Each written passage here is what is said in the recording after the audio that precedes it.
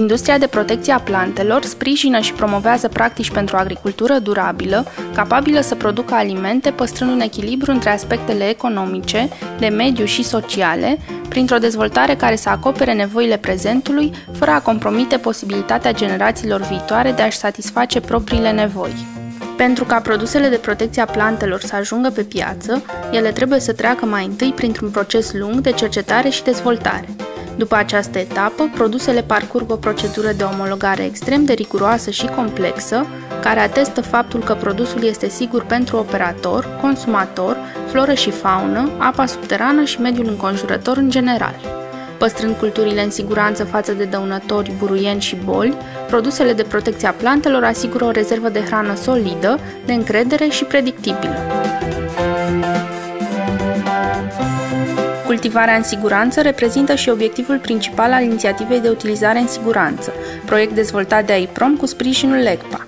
Proiectul a fost demarat în România în 2011 și urmărește atât protejarea sănătății agricultorilor prin folosirea echipamentului de protecție corespunzător și a tehnicilor de aplicare inovatoare, cât și reducerea impactului aplicării produselor de protecție a plantelor asupra mediului înconjurător. În același timp, se dorește consolidarea respectării normelor legale în procesul de producție, transport, depozitare, ambalare și colectare a ambalajelor de produse de protecție a plantelor, precum și creșterea nivelului de responsabilitate a fermierilor în vederea utilizării în siguranță a acestor produse.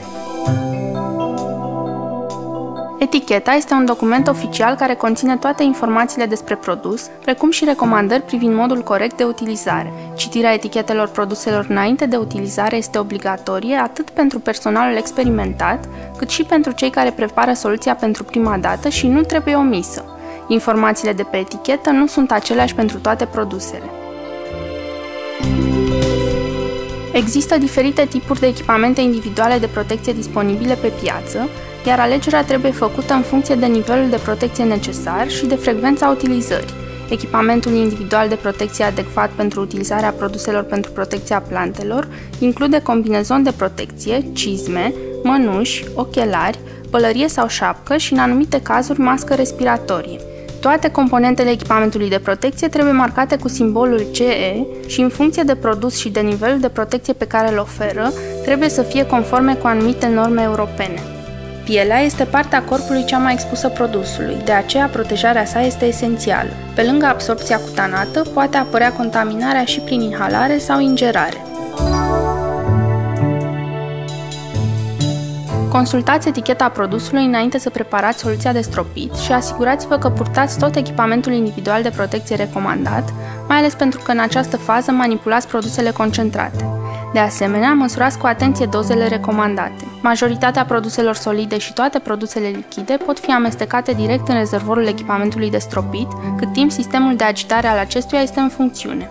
Combinezonul de protecție este indispensabil, trebuie să vă acopere tot corpul, să fie făcut dintr-un material care împiedică contactul produselor cu pielea și să aibă doar această unică întrebuințare.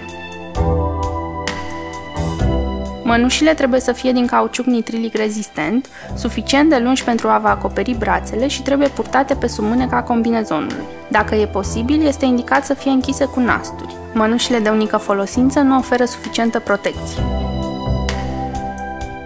Purtați cizme de cauciuc și aveți grijă să fie acoperite de pantalonii combinezonului. Viziera sau ochelarii vă protejează împotriva stropirii accidentale în timpul preparării soluției, iar anumite produse necesită purtarea de măști respiratorii.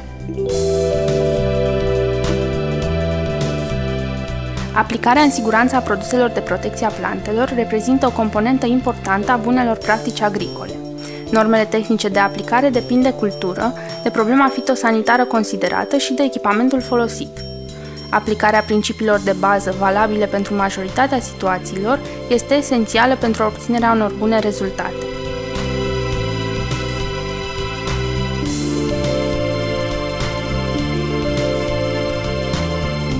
Echipamentul minim individual de protecție recomandat în timpul aplicării constă în combinezon de protecție, mănuși din cauciuc nitrilic, cizme și pălărie sau șapcă. Citiți totuși cu atenție eticheta produsului pentru a verifica dacă nu mai este necesar echipament de protecție adițional. Anumite produse necesită utilizarea unei măști respiratorii, care trebuie aleasă cu deosebită grijă.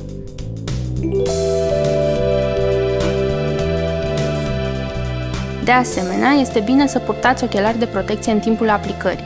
Faceți verificările mecanice și funcționale necesare pentru a vă asigura că echipamentul de stropit se află în condiții bune. Indiferent de echipamentul de stropit folosit, este esențial ca acesta să fie calibrat și întreținut corespunzător. Luați în calcul condițiile meteorologice, care pot afecta eficacitatea și siguranța tratamentului. Succesul tratamentului are la bază calitatea aplicării. O aplicare incorectă poate cauza probleme suplimentare culturii, poate contamina operatorul sau mediul înconjurător. Ori de câte ori este posibil, se recomandă folosirea tractoarelor cu cabină închisă. Studiile făcute în diferite țări au arătat că folosirea unui tractor cu cabină închisă poate reduce expunerea operatorului de până la 10 ori, protejându-l de factorii exteriori, agenți atmosferici sau nori de pulverizare. De asemenea, trebuie să aveți la îndemână în cabina tractorului mănuși curate, pentru situația în care este necesar să realizați operațiuni directe asupra culturii sau echipamentului de stropire, spre exemplu să desfundați diuzele.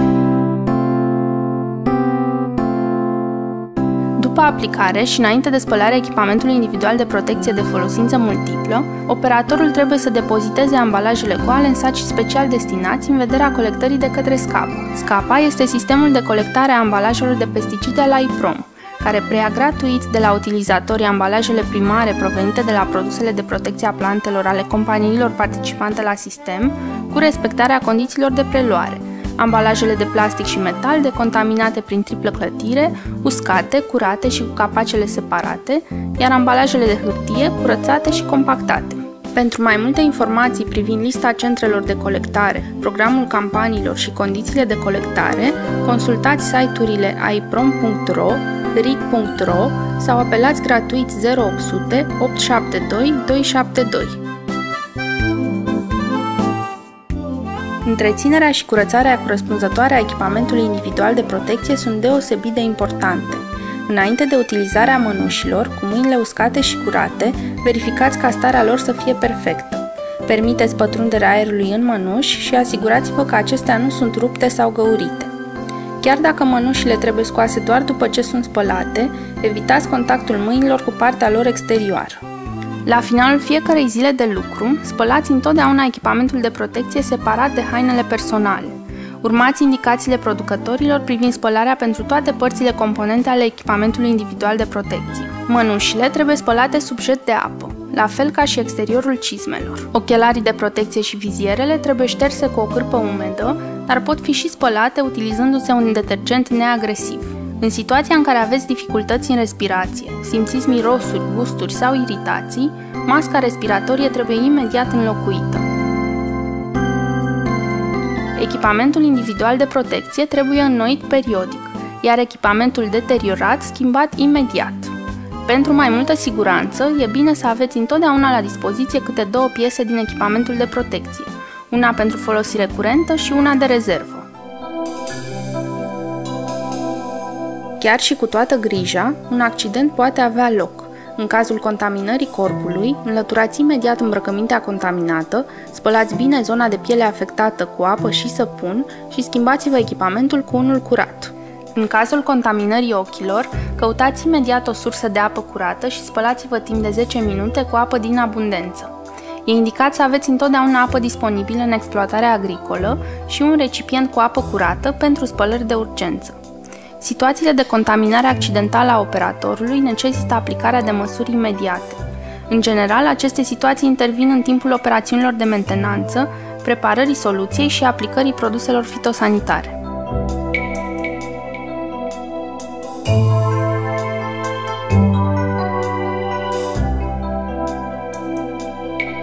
În caz de intoxicare, contactați Institutul Național de Sănătate Publică, Biroul de Informare Toxicologică, telefon 021 318 3620.